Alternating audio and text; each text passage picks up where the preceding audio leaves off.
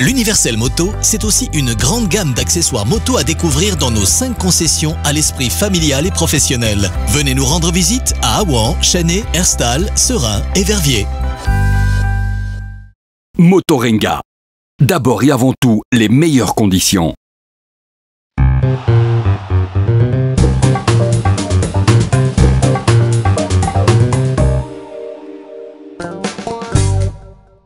Bonjour et bienvenue dans ce numéro 46 de Carter et Piston, dont voici le sommaire.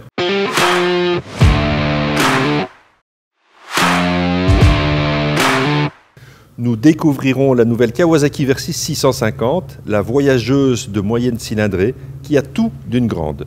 La Husqvarna Norden 901 est certainement une des plus belles motos du moment. Le ramage est-il à la hauteur du plumage? Réponse dans ce numéro. Une toute nouvelle Harley avec un tout nouveau moteur. J'ai essayé pour vous la nouvelle Nightster. Vosges continue sa percée sur notre marché. On découvre les 500 cm3 avec la AC et la DSX. Quelques images de notre premier voyage au Maroc. Les absents ont eu tort. Le docteur Grimm nous fera l'écho de ses bruits de paddock. Et enfin, nous ferons un tour de l'actu. Motostore, votre concessionnaire Ducati, Indian, Suzuki, Benelli, Aprilia, Piaggio, Vespa en province de Liège. Venez découvrir notre équipe de passionnés et nos nombreux 2 roues de stock. Pour ce numéro, je me trouve en fait dans une des plus anciennes concessions moto du pays. Je suis à Menin. Je suis chez Motomas où nous allons évidemment parler principalement Kawasaki. Monsieur Mas, bonjour. Bonjour monsieur, ça va? Oui, merci de m'accueillir dans une concession incroyable. Vous avez un espace qui est dédié à Kawasaki qui est énorme, mais surtout avec une décoration assez incroyable. Oui. Vous êtes ici depuis quand? Dans le nouveau bâtiment, nous sommes ici il y a eu 16 ans déjà. D'accord, mais oui. Ça n'a pas commencé il y a 16 ans, ça a commencé bien avant. Mon papa a commencé après la Deuxième Guerre. D'accord. Son papa, mon grand-père, donc était fabricant de vélos, mais une petite société. D'accord. En faisant les vélos encore eux-mêmes, braser les cadres et tout ça. Et mon papa, après la guerre, a aussi commencé avec les vélos et peu à peu, il a commencé dans les années 50 avec l'Ombretta, Vespa, les marques, les anciennes marques comme Norton. Oui. Il a fait aussi jusqu'à un certain moment que fin des années 50, il y a eu une chute du marché de la moto avec les voitures qui sont venues. Et alors il a commencé avec les petites voitures NSU. Bien sûr, oui. On vendait une à un voisin, après le voisin a amené un autre voisin, et comme ça a continué. Il a fait les voitures pendant les 2-3 ans, ensemble avec les motos encore, hein, mais un peu moins alors, parce que ça c'était un marché qui était complètement fini, presque fini. Et après...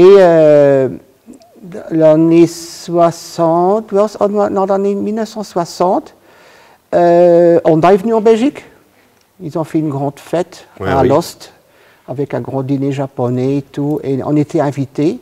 Moi, j'étais tout petit, mais je me rappelle encore de cela. C'est vrai, oui. Oui, je me rappelle encore de cela. Il faisait Flandria, alors, aussi, mon papa. Exact. Les vélomoteurs Flandria. Bien sûr. Hein. Et... mon papa, oui, le voyageur de Honda, c'est un nouveau voyageur, une nouvelle marque japonaise. À l'époque, c'était bonnes conditions.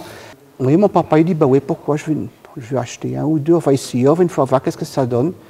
Et aussitôt que les petits vélomoteurs, moto Honda, étaient dans le showroom de mon papa, oui, mais alors le représentant Flandria, ils ont entendu tout ça, ils sont venus, et il y avait le choix.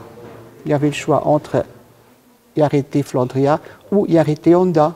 Il y avait le choix. Et mon papa, il dit, moi je fais ce que je veux dans mon magasin.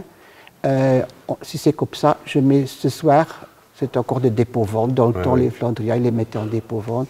Mon papa, il dit, c'est comme ça, ils sont tombés en dispute. Et mon papa a mis les vélomoteurs Flandria sur la rue. Et il a dit, je les rentre plus ce soir. Si tu viens les chercher ou tu les laisses dehors, s'ils sont volés, tant pis.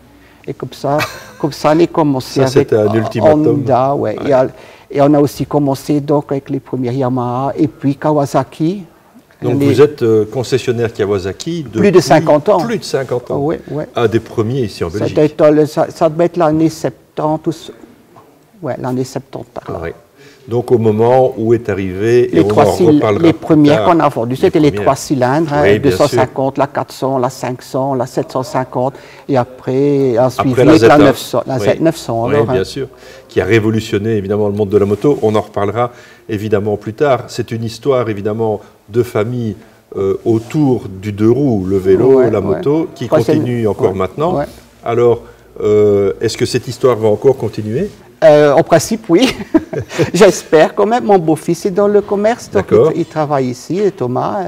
D'accord. Bah, écoutez, moi je propose d'accueillir Thomas. Oui. Et on va discuter peut-être un peu d'avenir avec lui. Oui, oui, c'est très bien. D'accord. Merci. Allez, merci. Bonjour Thomas. Bonjour. Tu as un gros héritage, ici, parce que cette concession existe depuis très longtemps. Ouais, et toi, tu es le futur, évidemment. Ouais. Tu es la suite de cette histoire. Est-ce que tu vas un peu t'occuper peut-être plus des nouvelles technologies de communication ? Oui, je pense qu'aujourd'hui c'est important pour faire ça. Beaucoup de gens regardent sur Internet et veulent trouver toutes les informations. Oui. Et ça c'est important aussi pour utiliser utiliser les canaux comme Facebook. Qui existent maintenant, bien je pense que ça c'est important. Oui, tout à fait, parce que même si la clientèle moto a un certain âge, les jeunes viennent aussi s'intéresser à la moto, et les jeunes, ils communiquent beaucoup avec leur téléphone. Thomas, merci d'accepter cette interview en français, parce que c'est un peu difficile pour toi. On va évidemment te souhaiter une carrière aussi longue. On est évidemment dans une concession Kawasaki, mais pas que. Dans cette concession, on travaille aussi la marque Indian. Un des plus grands concurrents d'Indian, ça a toujours été Harley-Davidson. Alors je vous propose de découvrir la toute nouvelle Harley-Davidson Nightster. Cette fois, on va la découvrir en Espagne, dans un essai plutôt humide.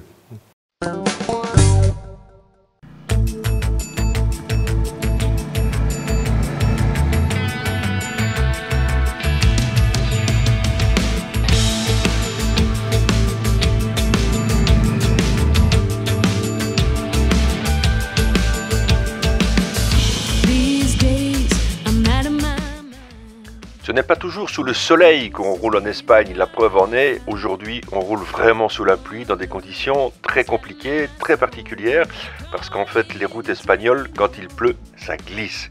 Alors en fait les sensations sont néanmoins très bonnes, on parvient à bien maîtriser la moto grâce au mode Rain, on va voir un peu plus loin tout ce que cette moto peut offrir, mais en tout cas pour le moment on est très prudent.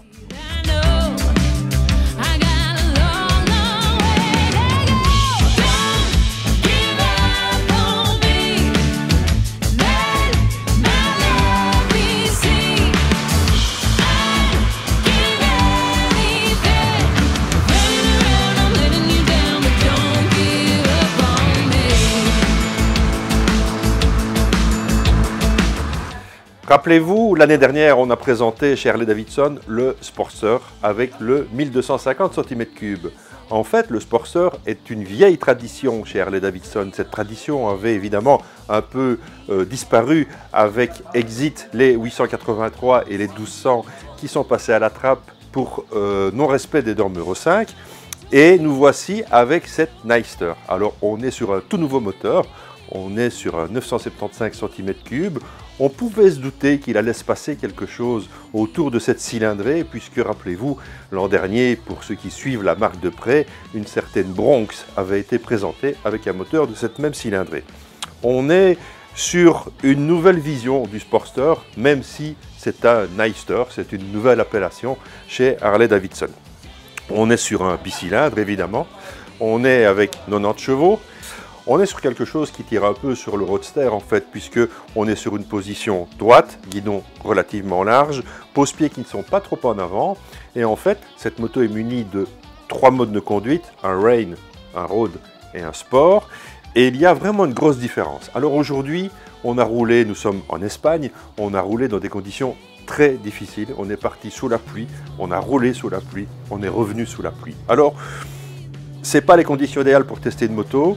Néanmoins, c'est très intéressant quand même de tester une moto dans ces conditions. Pourquoi? Parce qu'en fait, on peut juger évidemment de toutes les qualités de la moto en termes de progressivité d'un embrayage, d'une progressivité d'une attaque de frein, d'une tenue de route, d'une suspension qui s'adapte bien à ce genre de conditions, d'une progressivité sur le mode rain qui permet d'enrouler sans trop de problèmes. Et en fait, dès qu'on change de mode, en fin de journée, on a eu des routes un tout petit peu plus sèches, donc on a pu s'amuser un tout petit peu plus. Dès qu'on change de mode, la moto change radicalement de caractère. Alors c'est une moto très amusante, c'est une moto qui permet en fait d'avoir un ticket d'entrée aux alentours de 15 000 €, puisqu'on est à 15 495 € sur la version de base. Avec ça, vous rentrez dans la famille Harley sur ce qui est en fait maintenant la plus petite cylindrée de chez Harley, c'est-à-dire le 975 cm3. Alors on a un ABS, on a un traction de contrôle, les modes de conduite, je l'ai dit, on est en éclairage full LED. Il y a un paquet d'accessoires évidemment qu'on peut ajouter sur cette moto. On est chez Harley-Davidson de manière traditionnelle.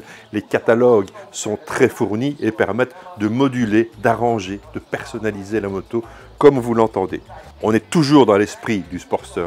Et évidemment, on est toujours sur une moto qui est dans la famille parce qu'on a quand même ce bicylindre qui envoie dès qu'il est bas dans les tours. Il y a beaucoup de couple sur cette moto. J'ai vraiment bien aimé ce moteur, malgré les conditions de conduite qui étaient un peu particulières. On réessayera cette moto durant la saison dans des conditions que j'espère plus sèches en tout cas. Mais pour un premier contact, pour un premier galop d'essai, Harley-Davidson a de nouveau fait quelque chose qui plaît et qui plaira à mon avis. Je ne sais pas ce que vous pensez, vous, de l'esthétique de la moto. Je la trouve très réussie. Finalement, j'aime mieux cette sortie de peau que sur le Sportster 1250. Là, il est très volumineux. Bon, les normes Euro nous imposent évidemment des échappements qui sont de grosses dimensions. La moto est confortable. On a fait quand même 100-150 km là en enchaînant les petits virages. Je vous ai dit dans des conditions difficiles. Et en fait, selle moelleuse, pose-pied pas trop en avant. Donc en fait, le dos ne subit pas trop les trous sur la route. On a un équipement relativement minimaliste, mais sincèrement, on n'a pas besoin de plus. Cette moto est bien équipée de base, comme elle est là, ici. Vous avez une moto comme elle sort de boîte. Donc à 15 495 €. Elle sera bientôt disponible dans les concessions. Allez jeter un coup d'œil, allez tourner autour de cette moto, allez la voir de l'avant à l'arrière. Vous allez voir que c'est une moto qui est bien foutue, en fait, comme on dit chez nous. Alors, elle est maniable et elle est amusante. Pourquoi? Parce qu'en fait, ça, c'est pas un réservoir, c'est juste la boîte à air. Le réservoir est sous la selle. Ça veut dire qu'on a centré les masses, on les a abaissées et ça rend cette moto très agile, très amusante dans les petits virages, dans les courbes. Et c'est une moto très, très, très amusante et qui tiendra la dragée haute à des roadsters peut-être un peu plus typés, un peu plus marqués dans le sport. Alors cette Nightster est une Sportster. On mélange un peu les termes, mais c'est toujours un peu compliqué chez Harley-Davidson, mais ils font de bonnes motos.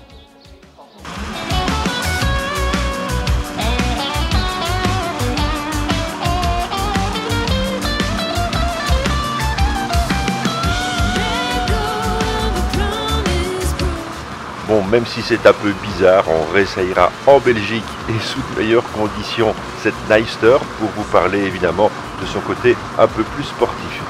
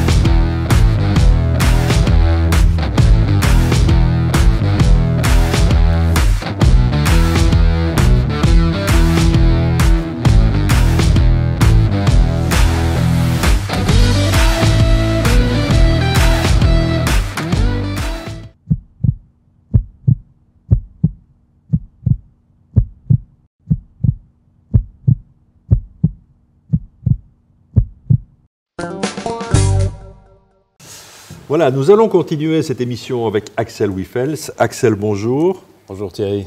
Nous sommes de vieilles connaissances. Tu es district manager pour Kawasaki, pour la partie Benelux. On a déjà eu à beaucoup de reprises l'occasion de se croiser. Quelle concession incroyable. Oui, en fait, je t'avais dit tout à l'heure déjà, c'est un projet qu'on a au niveau de l'Europe. On est occupé à emménager les showrooms et de donner en fait à notre marque des showrooms qui sont au même niveau de l'image de marque. Oui. Mais des showrooms aussi qui donnent une unité. Donc quand on va rentrer dans une concession Kawasaki, on rentrera toujours dans le même univers. Exactement, oui. Exactement. Ça sera comme ça dans toute l'Europe en fait. Oui. Et donc on est ici dans une cage lumineuse qui est extraordinaire pour exposer des motos. Il y a des modules un peu partout dans la concession qui mettent vraiment les motos en valeur avec de belles images. C'est vraiment assez impressionnant et je crois que vous êtes les seuls à faire ça. Bah, je ne pense pas qu'on est les seuls, mais c'est clair qu'on a, je veux dire, on a embrayé et on a vraiment mis, comment dire, les moyens qu'il faut pour emménager tout ça. Et ce qu'on voit, c'est que le client, naturellement, enfin les concessionnaires forcément sont très contents, ça c'est assez logique. Et ça va se généraliser sur le réseau. Ça va se généraliser, ça prend un peu de travail naturellement, oui, bien ça sûr. Prend beaucoup de travail je dirais, donc ça prend du temps, ça prend aussi de l'argent c'est sûr. Mais on voit aussi que, je veux dire, ça met le produit en valeur, oui, naturellement, bien sûr, oui. Et le client final, finalement, qui visite les concessionnaires, bah, c'est vraiment valorisant pour eux aussi, naturellement. Je crois que GEPA, en région liégeoise, que nous avions visité ensemble l'année dernière, vient aussi d'adopter cette décoration. Hein. Exactement, Ouais, exactement. GEPA vient de prendre cette... à changer son showroom aussi. C'est une bonne nouvelle. Comment se porte Kawasaki, Axel ? On se porte bien, on a sorti beaucoup de nouveaux modèles et surtout, je veux dire, le futur est beau. On a beaucoup de plans pour le futur et très ambitieux en fait. D'accord. Il y a beaucoup de nouveautés cette année.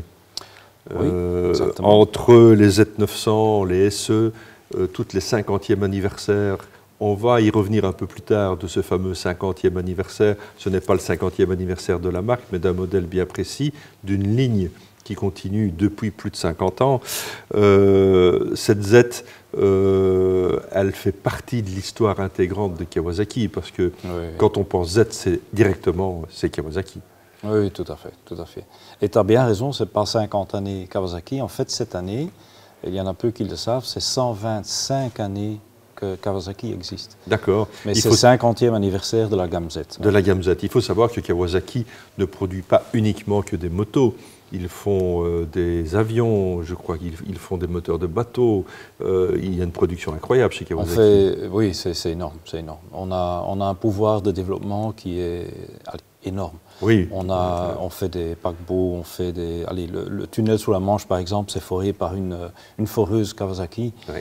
On fait des ponts, on fait des métros, des trains. Le train à haute vitesse au Japon, c'est Kawasaki. Oui, on se rend compte alors que peut-être le marché de la moto, c'est quand même une petite partie de l'activité Kawasaki. Mais quand même très importante, et on continue à investir beaucoup. C'est ça qui est très prometteur pour le futur. Oui, parce que je crois que par rapport à d'autres marques asiatiques, japonaises notamment, je crois que vous êtes les plus actifs en termes de développement. En termes de gamme, on a certaines marques qui ont l'air de s'essouffler un petit peu. Et ce n'est pas négatif ce que je dis, mais c'est la réalité du terrain. On voit des marques comme Honda, comme Suzuki. Suzuki avec un titre de champion du monde en MotoGP. Honda, ils ont de très bonnes machines, bien finies, qui fonctionnent bien. Mais on a l'impression qu'il y a moins de volonté d'investissement chez eux. Et ça a l'air un petit peu de, pas s'éteindre, mais d'être moins dynamique en tout cas. C'est clair que aujourd'hui, ce n'est pas facile. Hein. Je veux dire, on est devant une révolution technologique, bien sûr. Ça c'est sûr. Et ça, je peux t'affirmer que Kawasaki est prêt pour ça. Oui, je crois. Évidemment, Z et l'anniversaire de la Z, on va en reparler plus longuement dans l'émission un peu plus tard. Je te propose de découvrir une autre nouveauté de chez Kawasaki qui était attendue depuis un certain temps, la Versys 650. le tourisme fait partie de l'ADN du motard belge et on va aller découvrir l'essai de cette moto. On repart en Espagne, mais cette fois sous le soleil.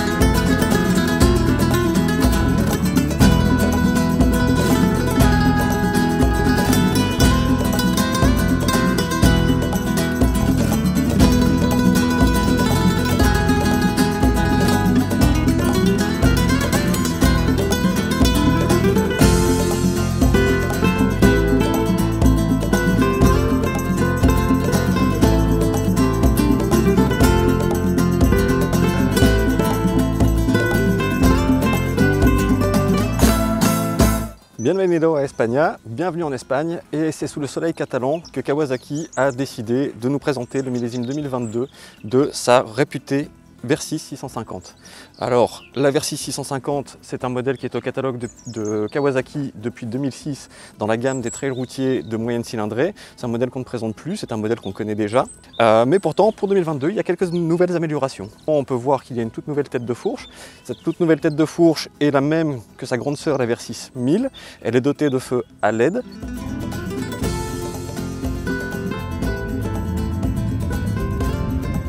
Ce sont principalement les seuls changements esthétiques à observer sur ce modèle 2022, puisque la boucle arrière et le cadre sont restés inchangés. Il y a aussi une nouvelle bulle qui assure une bonne protection. Elle est réglable en 4 positions sur une course de 8 cm. On peut la régler facilement. Elle se règle à l'aide d'une petite gâchette. On ne peut malheureusement pas la modifier, changer sa position en roulant. Donc il faut bien prévoir avant le départ de trouver la position adéquate par rapport à l'utilisation désirée.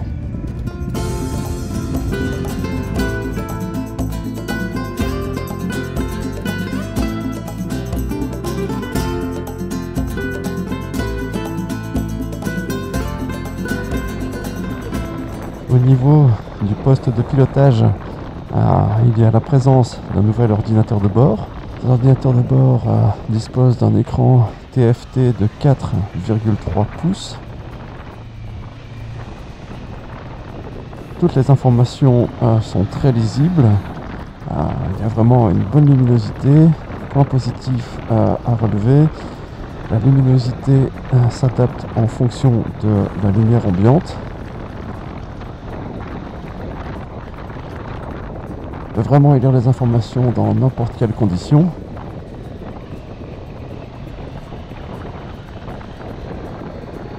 On peut bien sûr se connecter à cet ordinateur de bord via l'application Rideology de Kawasaki.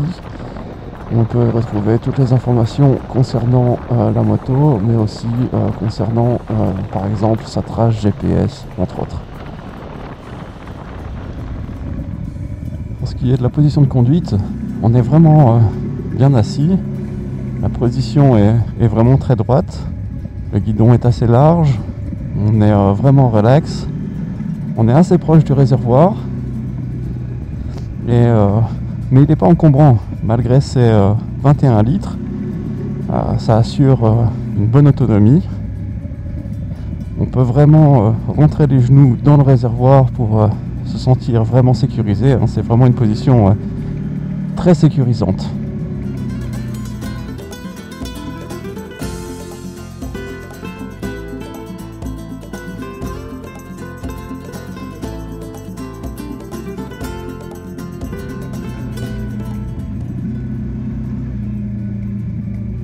Au niveau motorisation, pas de changement. On est toujours sur un bicylindre de 649 cm3 développant 67 chevaux. C'est le même moteur que la Z650.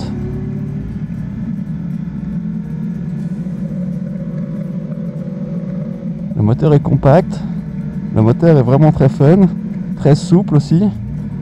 On enchaîne les virages en 3e vitesse, pas besoin de rétrograder. Ça cogne un petit peu en dessous de 3000 tours, mais le moteur le couple a vraiment été optimisé pour le bas à milieu régime. Voilà, on sort de virage, on réaccélère et la moto repart tout de suite.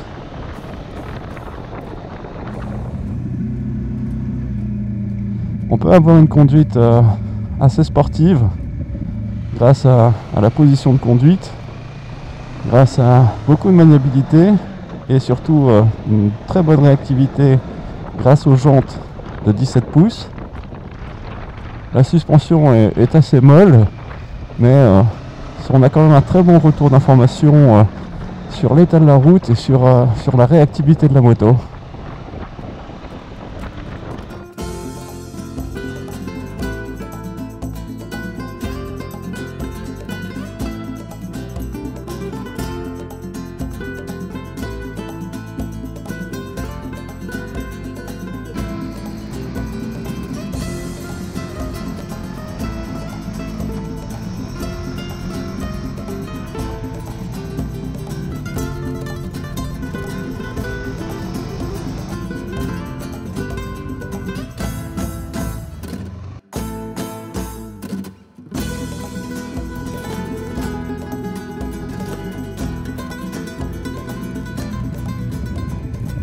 Le moteur est conforme aux nouvelles normes Euro 5. La puissance est bridable. La moto est disponible pour les permis A2.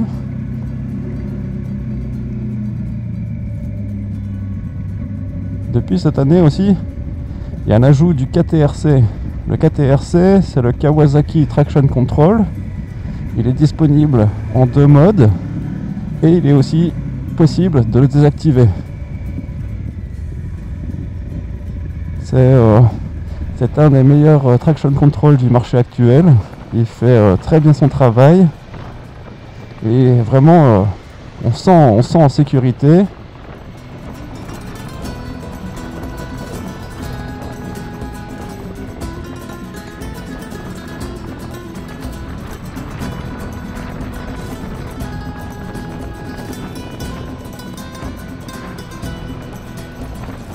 Donc en résumé, cette moto est vraiment sécurisante, elle est confortable, elle est maniable, je ne vois vraiment pas ce qu'on pourrait lui reprocher. Donc pour rappel, Versys, c'est la contraction de Versatile System. C'est une moto qui est faite pour tout type de route, c'est une moto qui est faite pour, j'allais dire, rouler en ville, pour un usage pour le voyage, pour un usage de plaisir. Elle est disponible en 5 versions. Ces versions, en fait, c'est l'ajout de valises, l'ajout d'un top case ou l'ajout de feux additionnels, par exemple. Et elle est disponible en 3 coloris, vert, noir et gris.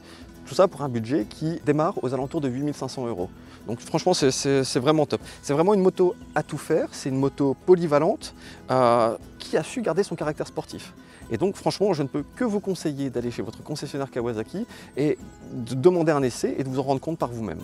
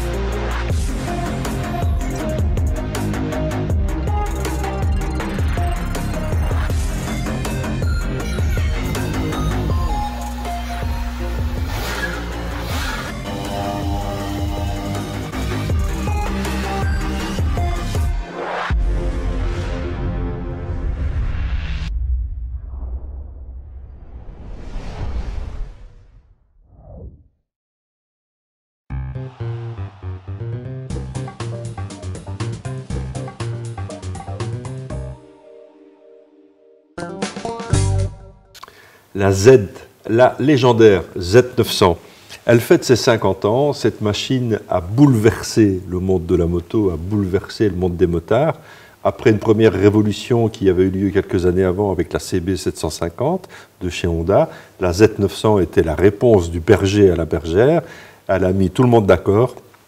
900 cm3, 4 cylindres, double disque. Enfin, c'était une moto assez incroyable. Elle a fait rêver des milliers de motards, mais la ligne Z continue. Oui, tout à fait. Donc, effectivement, la Z1 à l'époque a bouleversé le monde. Une puissance inconnue, des possibilités au niveau des vitesses, etc. C'était même que c'est une naked, mais à l'époque c'était la superbike. Oui, bien sûr. Et en plus, on trouve un peu ridicule, entre guillemets, les puissances de l'époque, 85 chevaux, mais il faut se remettre dans l'esprit de l'époque, une moto de 85 chevaux, c'était hallucinant. C'était hallucinant et elle a vraiment écrasé toute la concurrence à cette époque-là. Oui, vraiment. Tu sais quoi? On va faire un petit concours. Okay. On va faire un petit concours. Eh bien, moi, je vous propose d'envoyer sur l'adresse mail qui s'affiche ici en dessous la date de la sortie de la première Z900 de chez Kawasaki à gagner de magnifiques casquettes qui sont des casquettes Superbike. À vos écrans. Tout autour de la gamme Z cette année pour le 50e anniversaire, il y a des machines particulières qui sont des machines anniversaires, en fait des séries spéciales qui ont été éditées aussi bien dans la gamme Z normale, en 900, en 650 ou dans la gamme RS. Exactement, donc on a 4 modèles spécifiques pour le 50e anniversaire, qui sont d'ailleurs à côté de nous ici. Oui. Enfin, on ne le voit peut-être pas maintenant dans l'écran, mais on va le voir tout de suite. On a la Z650 et la Z900 qui sont dans la colorie de la GPZ 550 à l'époque. Oui. Vous allez filmer, tu l'as déjà montré certainement, mais enfin qui est très belle. Et on a dans la gamme RS, la Z650 RS et la Z900 RS dans la couleur de la première Z1 de l'époque. C'est ça, qui était ce rouge et bordeaux mélangés, couleur fabuleuse. Non seulement vous faites des séries spéciales, mais vous avez aussi entamé il y a 2 mois, je crois, ce qu'on appelle le Z Promo Tour. Donc en fait, c'est la possibilité dans les concessions et week-end par week-end de venir essayer les gammes Z. Exactement, donc on a un Z-Tour qui se fait forcément chez le concessionnaire. Oui, bien sûr. Donc il y en a 2 par week-end et ça veut dire qu'en fait on a commencé, si je ne me trompe pas, c'était juste le week-end de fin mars et on arrête quelque part dans le mois de juin. Oui, voilà, donc il y a encore tout le mois de mai, il y a encore tout le mois de juin. Allez sur le site qui s'affiche ici en dessous pour voir les dates des concessions concernées et pour venir profiter des essais, pour vous inscrire et rouler sur des machines, 1, légendaires, et 2, vous connaissez mon attachement, et ce n'est pas parce qu'on est avec Axel et ce n'est pas parce qu'on est avec Kawasaki, vous connaissez mon attachement au Kawasaki et à la motorisation de chez Kawasaki. Allez essayer ces motos, c'est juste fantastique. Axel, on va parler trail, on l'a déjà fait un peu avec les Versys tout à l'heure, mais on va un peu changer de marque. On va aller voir une marque qui n'est pas habituée à nous présenter ce genre de machine, c'est Husqvarna, qui nous présente la Norden 901. On va découvrir cette moto avec une incursion de la marque dans le secteur des gros trails.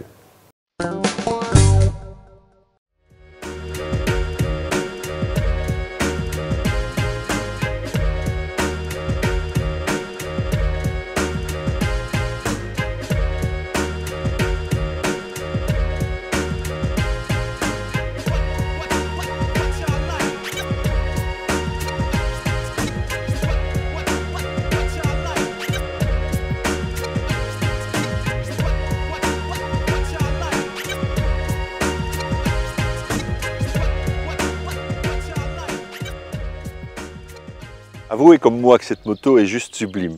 Personnellement, je trouve que c'est une des plus belles productions en termes de design dans le monde moto pour le moment. On est avec un 880 cm3, on est avec 105 chevaux, 204 kg.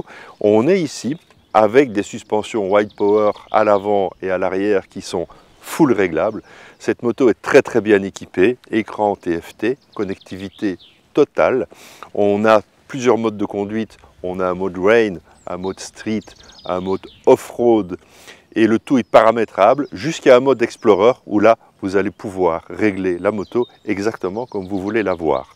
Quand vous passez en mode off-road, l'ABS se désenclenche pour ne plus avoir d'action du tout sur le train arrière. Donc la roue arrière, il n'y a plus d'ABS et il y a une modulation sur le train avant, sur le frein avant, pour garder quand même du frein.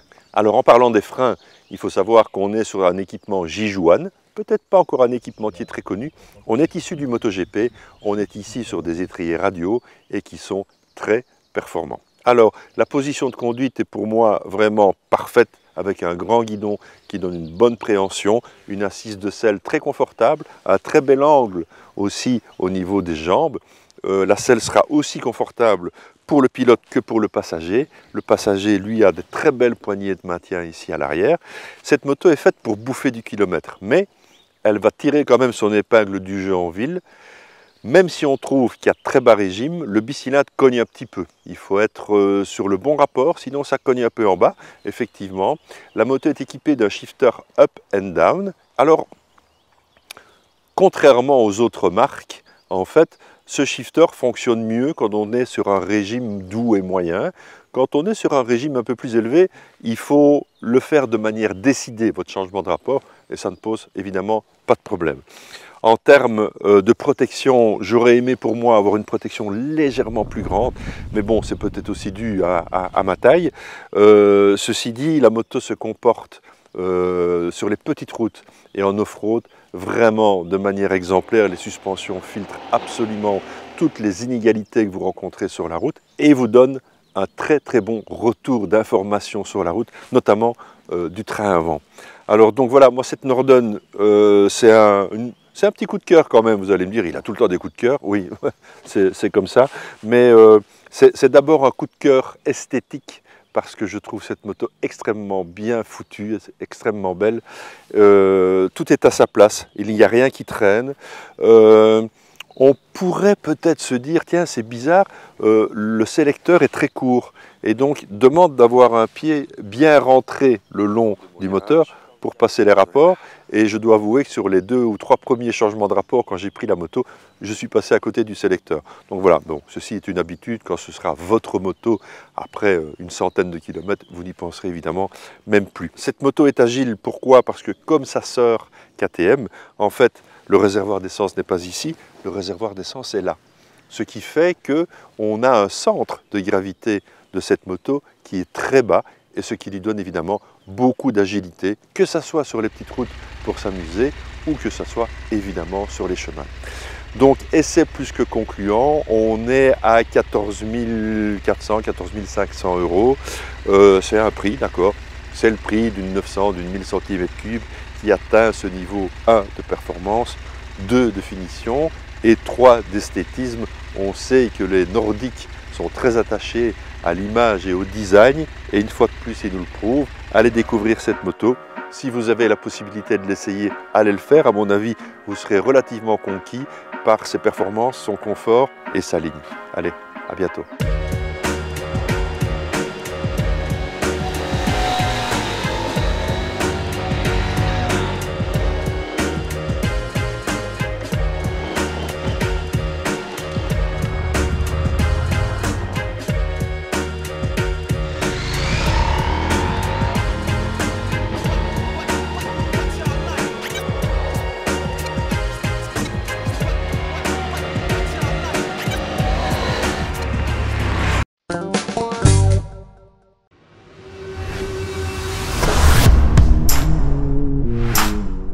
Hot Motorbike à Teux, c'est votre concessionnaire Triumph, KTM et Gaz de référence.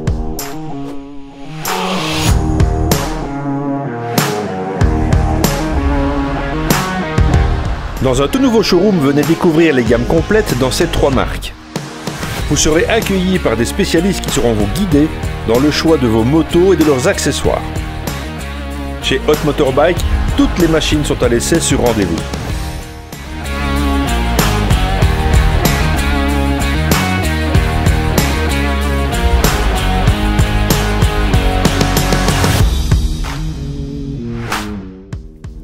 Hot Motorbike est ouvert du mardi au vendredi de 9 à 18 h, le samedi jusqu'à 17 h.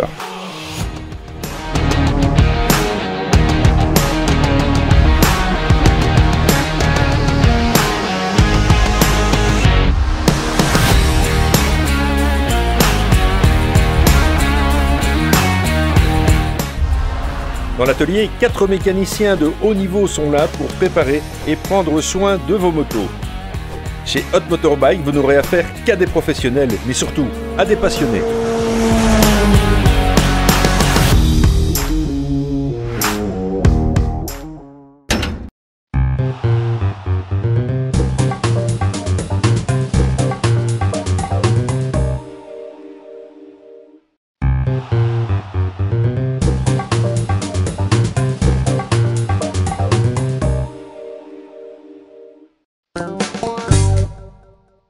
Voilà donc pour l'essai de cette Norden, moto assez étonnante et que je trouve assez réussie de manière esthétique et qui apporte quelque chose de neuf visuellement, pas tellement à l'essai puisqu'on est vraiment dans du copier-coller sur la 890 de chez KTM. Axel, depuis un certain temps déjà, Kawasaki laisse transparaître des annonces qui pourraient laisser penser l'arrivée assez prochaine d'une moto électrique chez Kawasaki. Alors, sans nous révéler des grands secrets, parce qu'il y a certainement des choses que tu ne peux pas nous dire, mais tu peux peut-être nous donner quelques infos? C'est vrai, on est occupé, comme je disais tout à l'heure, avec beaucoup de nouvelles technologies. On est prêt avec beaucoup de choses, entre autres l'électrique. Mais plus que ça, il y a certainement aussi des hybrides qui vont venir. Oui. Il y aura une gamme dans ce genre de moto, mais Kawasaki est aussi occupé avec le développement, et je pense qu'il y a déjà des motos qui roulent en hydrogène. D'accord, ah oui. Pas de l'hydrogène qui est utilisé pour faire de l'électricité, non, mais de l'hydrogène qui est utilisé comme combustion, dans un moteur de combustion. D'accord. Et il y a d'ailleurs ils sont, comment dire... Et là, on profite en fait de tout le savoir-faire de Kawasaki Industries. Exactement, exactement. C'est ça que je voulais dire. En fait, c'est qu'il y a un projet ensemble avec plusieurs marques japonaises, pour ne pas les nommer, et Kawasaki est comment dire, patron. D'accord, un peu leader du projet. Leader du projet, c'est ça que je cherchais. Leader du projet, effectivement, de ce projet pour le développement de l'hydrogène comme combustion, comme moteur de combustion. Okay. Il y a déjà un moteur qui est prêt aussi pour Lexus. Ah oui. Ah oui, si je ne me trompe pas, c'est un 8 cylindres. Non, c'est... On est très loin là-dedans. On va voir si vous êtes vraiment attentif, puisque déjà tout à l'heure, on a parlé de Kawasaki Industries et on a parlé en fait de son anniversaire, de la date de création plus ou moins, et depuis combien de temps cette industrie existe, depuis combien de temps Kawasaki existe. Je vous propose de gagner 2 mugs en aluminium qui tiennent bien chaud. Tu t'en sers régulièrement, donc tu sais qu'ils fonctionnent très bien. Très bien. Les 2 premiers qui me donnent la bonne réponse, au mail qui s'affiche ici en dessous, vous recevrez ceci par courrier avec tous les compliments de Kawasaki. Bien loin des motos électriques, on va partir tout à fait ailleurs. On va repartir un petit coup au Maroc, parce qu'en fait, la première semaine d'avril a été la première semaine du voyage que Carter & Piston organise.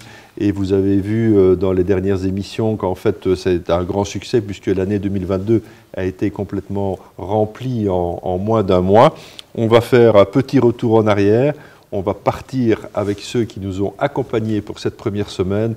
Et tout ce que je peux vous dire, c'est que les absents ont eu tort. C'est la première semaine d'avril sous une météo fraîche que s'est déroulé notre premier voyage au Maroc. À partir de notre nouvelle base, le domaine de Tameslot, un havre de paix situé à 20 km à peine du centre de Marrakech, que nos premiers participants se sont élancés pour une semaine d'aventure et de découverte de ce merveilleux pays qu'est le Maroc. Les 2 premiers jours ont été sous le sceau de la fraîcheur et nous ont obligés à nous couvrir plus que de raison. Malgré cela, les paysages traversés, les villages et les routes montagneuses nous ont une nouvelle fois ravis.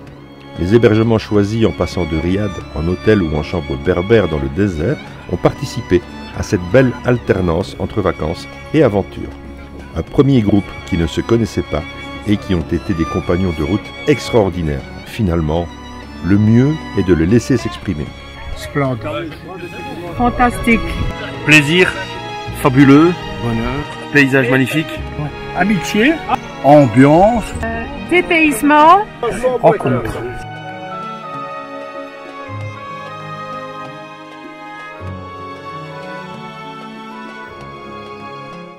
Les absents ont eu tort, il reste encore quelques places libres d'ici octobre. L'aventure vous tente? Écrivez-moi, sinon nous aurons d'autres parcours et une toute nouvelle année 2023 qui s'annonce déjà magnifique.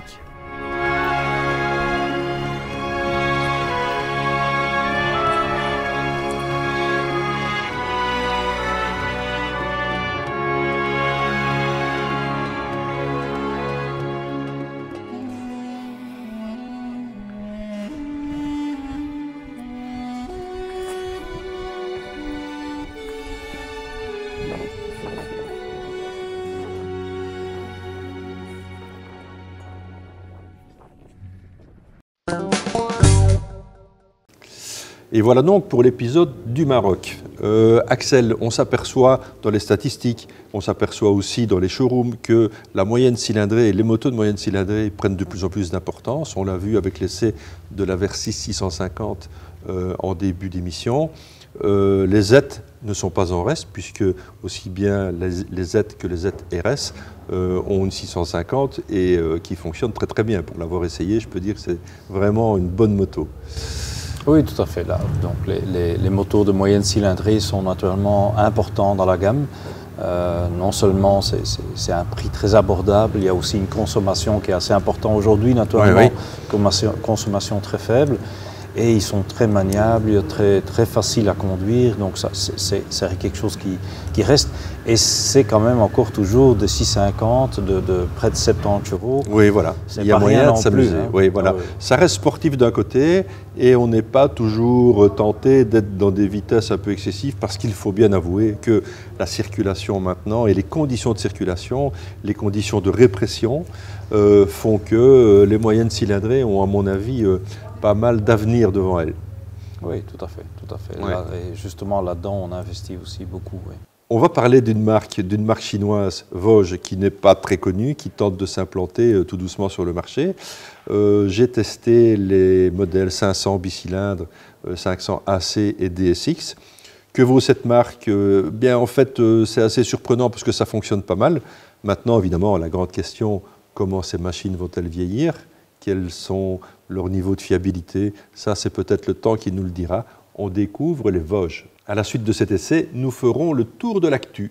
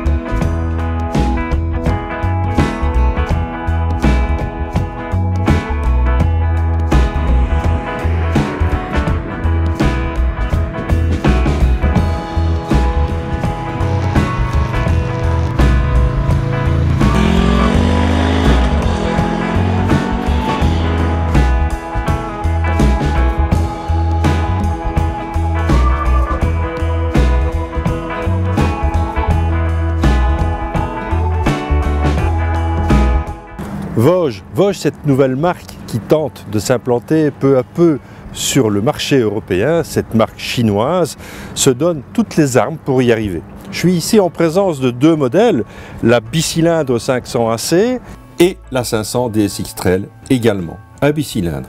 Je dois bien avouer que je suis vraiment bluffé. Je viens d'aller faire le test de ces deux machines. Je suis vraiment bluffé et étonné de l'efficacité et la manière dont ça roule. Ces motos sont très bien équipées, ces motos sont très bien finies, avec même de belles options de design, avec de la belle pièce. C'est bien foutu, il n'y a rien qui traîne. On peut se dire, que reste-t-il aux grandes? En fait, on est évidemment à des prix 6 699 € pour la 500 DSX. Et on est à 6 599 € pour la 500. Bon, à ces prix-là, on se dit, mais qu'est-ce qu'on peut avoir? Mais écoutez, en fait, on a tout. On a un pare-brise réglable, on a une selle confortable, même pour le passager, avec de grandes poignées, que ce soit sur la DSX, que ce soit sur la 500, double disque à l'avant avec étrier Nissin, on a évidemment de l'ABS, on est évidemment aussi en Euro 5, on est en éclairage full LED, on est en écran LCD avec une foule d'informations et de connectivité. Tout ça, c'est le plumage, mais que vaut le ramage, comme on dit? Eh bien, en fait, là, je suis un petit peu interloqué parce que je me dis, nom d'un chien, ces motos roulent vachement bien. Ce bicylindre est vraiment très agréable. Il est souple, coupleux, mais volontaire, il prend des tours. J'ai un peu du mal à me dire... pour ce prix-là, on va se faire plaisir et on est pratiquement à la moitié ou aux 2 tiers du prix de ce que la concurrence présente. Bon, alors, il est un fait que ces machines arrivent sur le marché, il est un fait que ces machines n'ont peut-être pas eu la possibilité de vieillir. Alors, bon, ben, je me répète peut-être, mais quand on s'approche évidemment, qu'on regarde la qualité de peinture, la qualité des petites pièces qui sont à gauche, à droite, ici les crash bars qui sont sur un modèle quand même destiné à faire un peu d'off-road, un prééquipement pour les valises latérales et le top case, franchement je suis assez bluffé parce que parviennent à faire ces Chinois. Je me rappelle il y a 40 ans, quand, ou même un peu plus en fait, quand les Japonais ont débarqué sur le marché, on a crié au scandale et finalement ce marché ils l'ont conquis et de haute volée. Alors qu'adviendra-t-il des modèles chinois? Je crois que la Chine se réveille, elle nous envoie des machines abouties, elle nous envoie des machines bien finies. La seule question évidemment à se poser, c'est sur le long terme, est-ce que ces machines sont fiables? Est-ce que ces machines vont bien vieillir? Ça évidemment l'avenir nous le dira. Ceci dit, on ne prend pas des risques énormes avec des prix pareils. Et quand je vois la manière dont c'est assemblé, quand je me rends compte de la manière dont la visserie est positionnée, le type de visserie qui est employé, on est ici sur une selle avec une surpiqûre de couleur, on a une très bonne assise, on a peu de vibrations parce qu'il y a des arbres d'équilibrage sur ces moteurs. Voilà. Je suis embêté, j'ai pas grand chose à dire en fait sur ces 2 motos parce que c'est une belle surprise. J'imagine qu'on aura l'occasion de tester le reste de la gamme. On aura probablement l'occasion d'essayer d'autres versions prochainement. En tout cas, c'est une belle surprise. Allez chez un concessionnaire, essayez ces motos, vous serez étonné, vous verrez la qualité de finition évidemment, la qualité de fabrication, mais aussi les qualités routières parce que ça roule bien, c'est bien amorti, ça tient bien la route, on a un bon retour d'information. Voilà, qu'en adviendra-t-il dans 1 an, 2 ou 3, ça l'avenir nous le dira. Pour le moment, je suis conquis.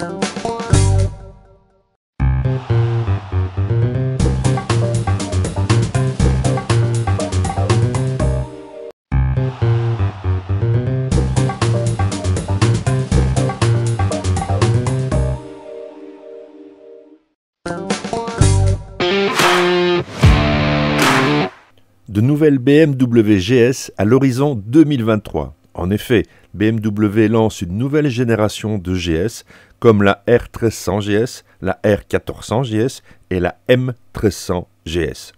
La nouvelle BMW R1300 GS devrait être plus légère, avec une modification mécanique du réglage des soupapes, en plus d'un nouveau cadre, également un nouveau bras oscillant et un radar de distance. Le développement se concentre clairement sur les domaines du châssis. Il y a 2 raisons à cela. La dernière vraiment nouvelle GS était en 2013, avec un moteur passé au refroidissement liquide. Toute l'attention était concentrée sur le moteur. La deuxième mise à jour en 2018, avec l'introduction du Shift Cam, s'est également concentrée sur le moteur. Le poids peut être économisé non pas tant sur le moteur, mais plutôt sur les périphériques. Et devenir plus léger devrait figurer en bonne place sur la liste des spécifications de la nouvelle GS. Il n'y a pas de version Adventure pour le moment. Cela ne signifie pas pour autant qu'il n'y en aura pas du tout. Dans les générations précédentes, il s'écoulait toujours plusieurs mois entre la présentation de la normale et le lancement de l'Adventure. À moins que la R1400 GS ne devienne simplement l'Adventure. Qui sait? On ne sait pas quand on peut s'attendre à la naissance des triplés. Mais le fait qu'ils apparaissent déjà dans les documents de service suggère qu'ils seront certainement au salon de la moto de fin d'année. Croisons les doigts pour un lancement en 2023. Xavier Siméon et Suzuki remportent les 24 heures du Mans Moto. Le Belge Xavier Siméon et les Français Greg Black et Sylvain Guintoli ont remporté la 45e édition des 24 heures du Mans Moto, une première manche du championnat du monde d'endurance. Champion du monde en titre, Xavier Siméon, Greg Black et Sylvain Guintoli sur Suzuki GSX-R 1000 l'emportent pour la 2e fois d'affilée au Mans. En dehors d'une panne d'essence à l'entrée de la voie des Stanes samedi soir, rien n'est venu entraver la course du trio franco-belge. Ils ont repris la tête en début de nuit pour ne plus jamais la lâcher, gardant la Yamaha R1 du Yacht à un tour. Cette victoire permet à Suzuki d'égaler le record de Kawasaki avec 14 succès au Mans. La 2e manche du championnat du monde d'endurance aura lieu à Spa-Francorchamps avec le retour des mythiques 24 heures les 4 et 5 juin. Envoyons enfin toutes nos pensées positives à Greg Fastré, victime d'une lourde chute lors de cette épreuve. Greg, courage, reviens-nous vite et en pleine forme. Yamaha présente les Experience Day 2022. Au cours de ces 2 événements uniques, dont un aux Pays-Bas à Assen et l'autre en Belgique à Mettey, dès 2022, permettra aux fans de la marque la possibilité de s'immerger totalement dans l'univers Yamaha qu'ils connaissent déjà ou qu'ils veulent découvrir. Les Experience Day sont accessibles à tous et toutes, mais ne tardez pas à réserver, le nombre de places est limité, il n'y en aura pas pour tout le monde. Les 16 et 17 avril dernier, EWAI accueillait le traditionnel Trial Classic, une des plus anciennes épreuves du calendrier. Une organisation reprise par DG Sport qui a démontré une fois de plus tout son professionnalisme lors de cette manifestation. Un tracé magnifique, 45 km d'interzone et des zones très bien tracées par l'équipe de Fred Moringue. Votre serviteur se classe à la 10e position, et oui, le trial est une école difficile. Florian, bonjour. Bonjour Thierry. On est au 2e jour du trial d'EWAI. Et même pas fatigué. Même pas fatigué. Et trial, en fait, que DG Sport a repris sous son aile. Première organisation, on va dire, après Covid. Hein, on a attendu un petit peu.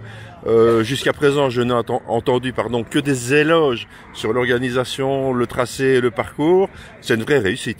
Oui, c'est une réussite. Donc en fait, pour la petite histoire, c'est Philippe Grégoire et le RLMOA qui organisaient historiquement ce trial. Ils étaient un petit peu fatigués de l'organiser, donc ils sont venus nous solliciter.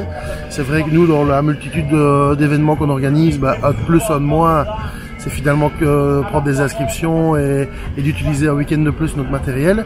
C'est vrai qu'on passe du temps dessus sans s'en rendre compte par rapport à, à des bénévoles qui ont travaillé en plus. Nous, ça fait partie de notre travail. Donc on essaye de mettre des choses en place, peut-être un peu nouvelles dans le monde du trial à l'ancienne, mais qui visiblement fonctionnent. Je peux dire que Fred Moring a fait aussi un boulot super au niveau de la trace des zones et des interzones. Donc ça, c'est vraiment super. Donc oui, ça se passe bien. Il y a encore une journée et pourvu que ça dure. Oui, et puis bon, Vous avez une météo fantastique. C'est pratiquement le premier beau week-end de l'année. C'est maintenant et donc tout le monde se réjouit. Merci pour l'organisation. On se retrouvera très bientôt pour les Bikers classiques. Avant ça, il y aura d'autres événements d'importance qui tourneront autour du circuit de Spa. Bien sûr, les 24 heures de Spa-Francorchamps. Bien sûr, le Spa Italia qui aura lieu le 12 juin. Et puis on embrayera directement sur les Bikers classiques avec de nouveau 2 jours de trial classique et une grande nouveauté. 2 jours d'enduro, classique aussi. Ouais. Donc là on réunit trial, enduro et vitesse pure. Donc ça promet d'être un beau festival de la moto ensemble. Ouais, ça va être un grand spectacle. Flo, merci pour tout, merci pour ce que tu fais pour la moto et on va essayer de passer une bonne journée. Ciao. Rendez-vous pour la prochaine épreuve sur le mythique circuit de Spa pour le trial classique lors des Bikers classiques les 2 et 3 juillet. Royal Enfield n'en finit pas de se développer et d'offrir des machines modernes mais qui restent un peu hors du temps. C'est ce 22 avril que la famille La Cognata, à laquelle nous avions consacré une émission en février dernier, inaugurait officiellement leur store Royal Enfield à Waterloo.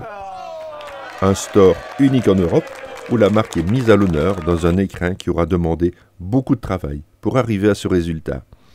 Une soirée marquée par la présence de l'importateur et même de responsables indiens s'étant déplacés pour l'occasion. Ce fut également l'occasion de découvrir en avant-première la toute nouvelle Scram 411, dont l'essai se déroule pendant le bouclage de ce numéro et qui sera diffusé lors de l'émission du mois prochain. Souhaitons bonne route à Marco et à son équipe qui ont mis une belle ambiance lors de cette soirée qui s'est terminée assez tard et en chanson.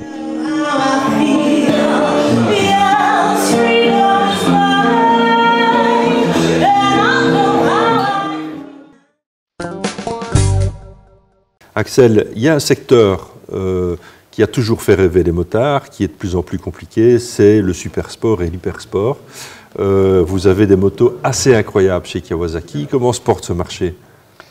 C'est vrai que pour Kawasaki, le supersport, enfin tout ce qui est sport a toujours été très important. On est aussi la marque qui développe des moteurs assez sportifs, qui ont un caractère bien sûr dans les hauts régimes quand même assez sportifs. Et on a une gamme comme la ZX10 naturellement, qui a gagné autant de fois la Superbike, bien sûr, qui est super à ce niveau-là.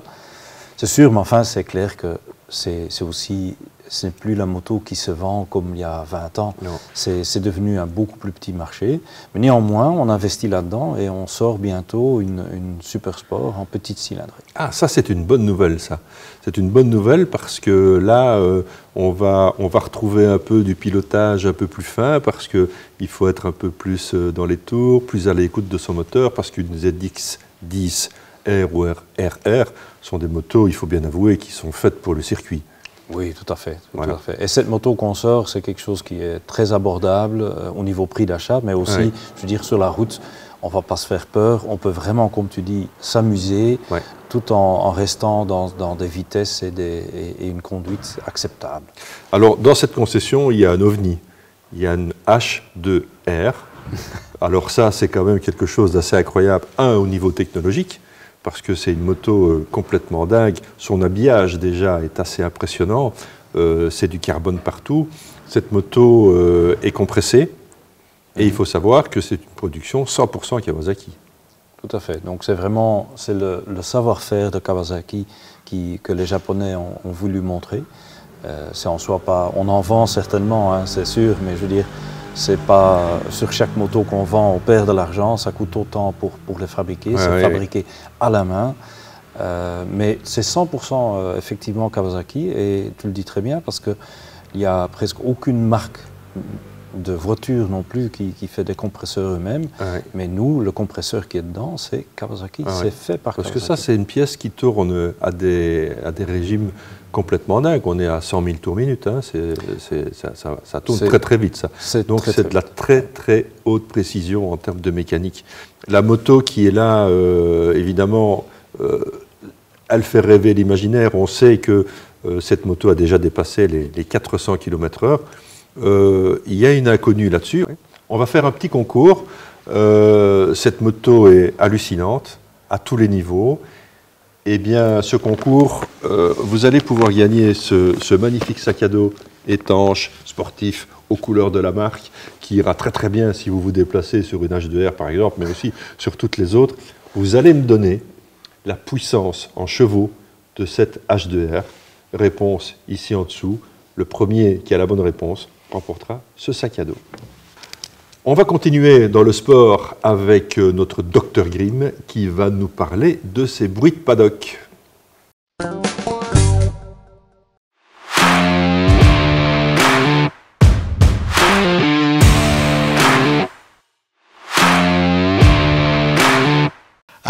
Bonjour et bienvenue sur Carter et Piston où on aborde une nouvelle fois la séquence bruit de paddock. Et dans le paddock, il y a beaucoup de bruit puisqu'il se passe beaucoup de choses pour le moment. Les championnats du monde ont tous recommencé, donc c'est l'effervescence un peu dans tous les championnats.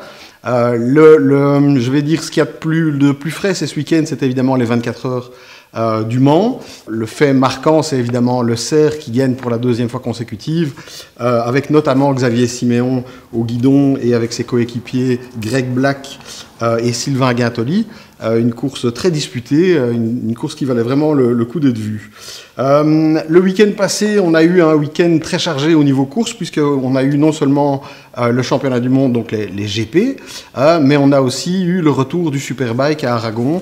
Et donc, ça veut dire que ce deuxième championnat du monde est aussi lancé, et il n'est pas sans intérêt, à savoir que bon, la saison passée avait déjà été très mouvementée et la fin de saison avait été vraiment incroyable avec une bagarre historique entre Jonathan Rea et le Turc Toprak Razgatlioglu, toujours difficile à prononcer.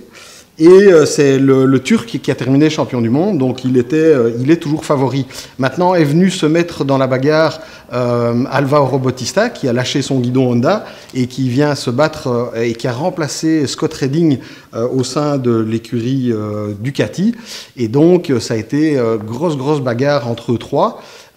Plus qu'on ne s'attendait, et surtout la grosse surprise, c'est que Alvaro Bautista sur la Ducati est un cran au-dessus. Il a gagné 2 des 3 courses du week-end et il a fait un super week-end. Alors au niveau du championnat du monde, c'est Bautista qui est en tête, avec juste derrière lui Jonathan Rea et puis le Turc. On peut noter pas mal de choses, à savoir que les Honda, même si elles sont toujours pas très en forme, vous avez quand même les 2 nouveaux pilotes Honda qui montent et qui sont 5 et 6e, pardon. Et donc ça, c'est gai de voir que Honda remonte un peu la pente. Et sinon, vous avez en 4e position Michael Ruben Rinaldi, qui est le 2e pilote Ducati officiel. Et donc, pour le moment, Ducati arrive en force en World Superbike et on verra ce que ça donne pour la prochaine course. Bon, l'autre grande nouveauté dans ce championnat de Superbike, c'est que vous avez évidemment la catégorie inférieure, qui était la catégorie Super Sport, qui était une forme de championnat, presque une coupe Yamaha ces dernières années. Et donc, ils ont complètement changé le règlement. Ils ont ouvert, c'était un championnat qui mourait un peu, et donc ils ont décidé d'ouvrir à de nouvelles marques et de nouvelles cylindrées. Alors, ça fait beaucoup de débats au sein du paddock, parce que Yamaha et Kawasaki qui se battaient en permanence dans ce championnat viennent de se rajouter la Ducati, mais qui a un moteur de 950 cm3 en bicylindre. Vous avez la Triumph avec le moteur Moto2, donc le moteur 765 qui a été intégré, mais c'est un moteur 3 cylindres. Et alors vous avez aussi la MV Agusta qui, elle, arrive avec un moteur de 800 cm3. Alors il a fallu essayer de niveler au mieux les performances de ces motos pour arriver à les faire courir dans la même catégorie. Il faut avouer que c'est pas mal foutu. Ça donne des courses qui sont quand même pas mal. Ça attire pas mal aussi d'anciens pilotes Moto2 dans cette catégorie. Et la course a été franchement superbe. Bon, on retrouve toujours des Yamaha en tête. Alors, au fur et à mesure des courses, le règlement va être adapté, puisque les motos avec plus gros cylindrées ont pour le moment des bridages, des restrictions. Et donc, le but, c'est vraiment d'essayer de mettre toutes ces motos au même niveau pour avoir des courses homogènes. En attendant, celui qui a gagné le plus de points ce week-end, c'est bel et bien Dominique Aguerter, qui est champion du monde en titre. Derrière lui, Lorenzo Baldassari, ancien du Moto2, qui débarque. Boulega sur la Ducati, qui est 3e au championnat et qui est aussi un ancien du Moto2. Donc ça se bat pas mal devant et je pense que le Super Sport va un peu renaître grâce à cette nouvelle réglementation. Bon, en Moto 3, c'est toujours une grosse bagarre, c'est toujours assez spectaculaire, c'est toujours des paquets et des paquets de pilotes qui se dépassent jusqu'au dernier moment. Et la course des États-Unis n'a pas manqué à l'appel par rapport à ce genre de circonstances. Alors cette course-ci, c'est Joe Mazia, jeune espoir qui roule dans l'équipe KTM Ajo, qui gagne la course devant Denis Foggia, qui reste le grandissime favori, puisqu'il est toujours en tête du championnat. Andrea Migno, qui a terminé 3e, juste devant le japonais Sasaki et le turc Denis Oncu. Il n'empêche qu'il faut regarder un petit peu au championnat pour voir un petit peu où on se situe. Donc c'est Foggia qui est premier, qui est en tête du championnat, avec Sergio Garcia qui malheureusement a chuté lors de cette course-ci aux États-Unis, Andrea Migno et Izan Guevara qui est un tout jeune pilote. Donc ça c'est aussi un jeune pilote qu'il va falloir surveiller parce qu'il fait déjà des étincelles et donc ça vaut la peine d'être suivi pour la prochaine course au Portugal. Au niveau Moto 2, écoutez, ça se décante un peu. Ça a été un week-end aux Amériques, enfin sur le circuit des Amériques, qui a été un week-end assez mouvementé avec pas mal de chutes, non classifiées, certainement 7 ou 8 pilotes. Donc je vais un petit peu plutôt me concentrer sur le podium du Grand Prix des Amériques, avec sur le podium Arbolino, Ogura et Jake Dixon, Marcel Schroeter, Jorge Navarro, Jérémy Alcoba, Bo Ben Snyder, Joe Roberts, Augusto Fernandez et en 10e place, Barry Baltus qui fait son entrée dans les points cette année et qui nous fait un superbe GP. Ça fait vraiment du bien de voir Barry faire une 10e place et commencer à être à l'aise et maîtriser son sujet en Moto 2. On sait qu'il est passé du Moto 3 au Moto 2 de manière éclair, donc il a fait qu'une saison. Et on sait à quel point ça peut être difficile de changer de catégorie. Eh bien, apparemment, cette catégorie, après une année d'expérience l'année passée, il est sur la bonne moto et il fait des résultats. Et donc, félicitations à Barry Baltus pour ce merveilleux résultat, en espérant qu'il puisse le réaliser régulièrement cette année. Alors, Jake Dixon, c'est un nom qui revient beaucoup pour le moment. Il faut savoir qu'il y a des bruits de paddock, justement, qui annoncent Dixon en remplacement de Andrea Dovizioso en MotoGP. Et donc, on parle beaucoup de lui. C'est un pilote qui a déjà fait quelques piges pour Yamaha l'année passée sur Yamaha. Et la Dorna aimerait évidemment avoir un Anglais dans le championnat MotoGP et donc il y a de fortes chances pour que Jake Dixon passe du Moto 2 au MotoGP en cours de saison. Bon, c'est à confirmer, mais on en parle de manière tellement insistante que je pense que c'est difficile à rater comme information. Au niveau du championnat, c'est Celestino Vietti qui reste en tête du championnat devant Ai Ogura, le japonais. Ça, c'est pas mal. Il fait un très très bon début de saison par rapport... Il était moins constant les années précédentes. Et on a Tony Arbolino qui est 3e devant Aaron Canet et Somkiat Chantra qui avait gagné le premier GP. Sam Lowes, lui, est 6e. Jake Dixon est 7e. On va dire qu'on retrouve un petit peu tous les grands noms du Moto 2 actuellement devant. On peut regretter une prestation, je veux dire, pas très reluisante pour les Américains sur leur propre terre. Malheureusement, je dirais que Beaubier était en mesure de faire podium et malheureusement il a chuté. Et Joe Roberts a terminé 9e, donc on les attendait un petit peu mieux sur le circuit des Amériques. Bon, et pour terminer le dessert, bien évidemment, avec le MotoGP. Alors, le MotoGP a été un très très beau GP. Il y a eu beaucoup de dépassements, beaucoup de retours. Il y a eu une gestion des pneus qui a été très compliquée sur ce circuit, qui l'an passé était très bosselé, donc ils ont refait complètement l'asphalte. Et je crois que ça a participé aux conditions difficiles par rapport aux pneus. Et donc, c'est à nouveau Enea Bastianini qui gagne sur la Ducati GP21. Donc, c'est un des rares pilotes qui roule avec la moto de l'année passée et ça fait déjà 2 fois qu'il gagne sur 4 courses. Pas besoin de vous dire que chez Ducati, ils sont un peu tout rouges, c'est le cas de le dire, parce qu'ils aimeraient bien voir la GP22 devant et pas la GP21. Bon, alors pour le moment, ça fait évidemment tout le plaisir de Enea Bastianini qui fait des très belles courses. On se rend compte que les autres Ducati sont au rendez-vous, ils sont là, ils sont proches.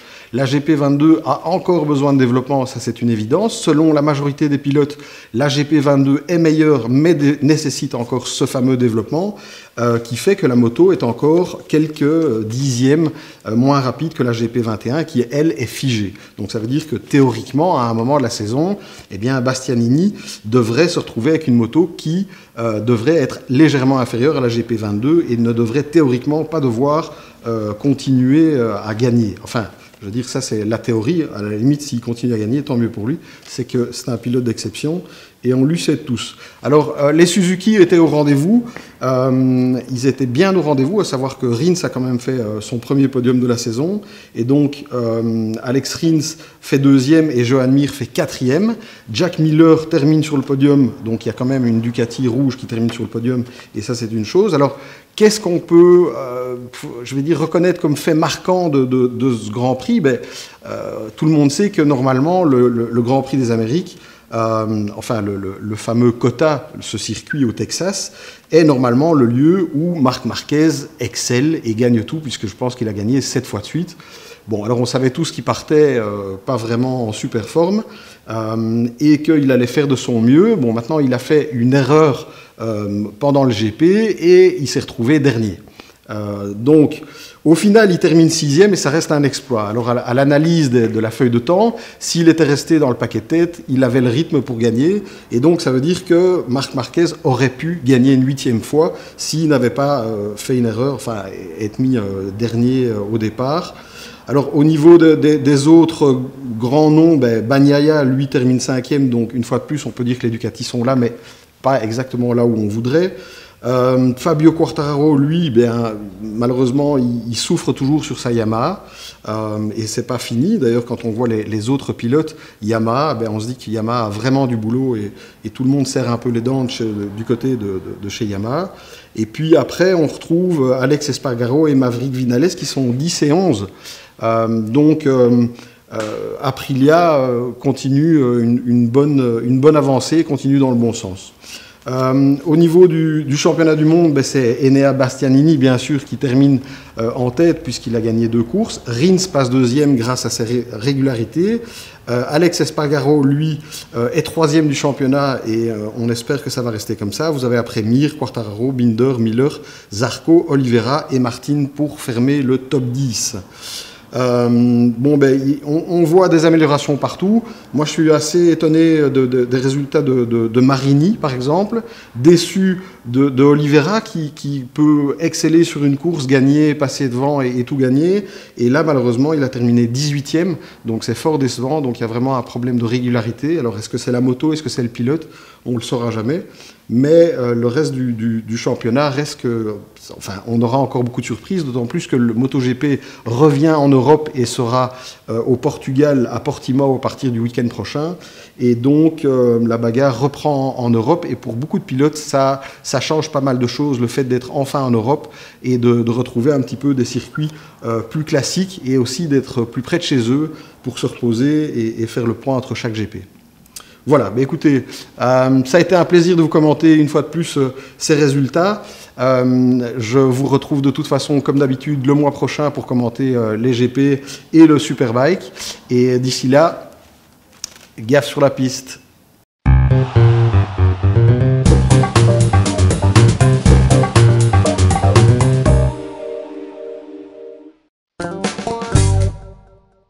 Bon Axel, nous voici déjà au terme de cette émission. Merci beaucoup de m'avoir consacré un peu de temps, d'avoir répondu aux nombreuses questions, d'avoir un peu donné des éclaircissements sur ce qui se passe chez Kawasaki. Axel, on se revoit bientôt. Merci.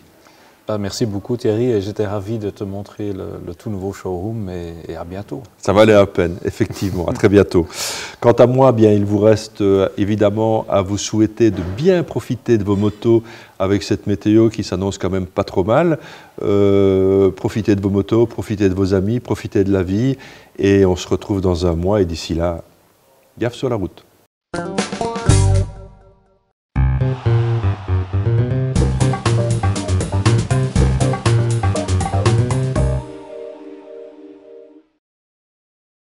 Motorenga. D'abord et avant tout, les meilleures conditions. À l'Universel.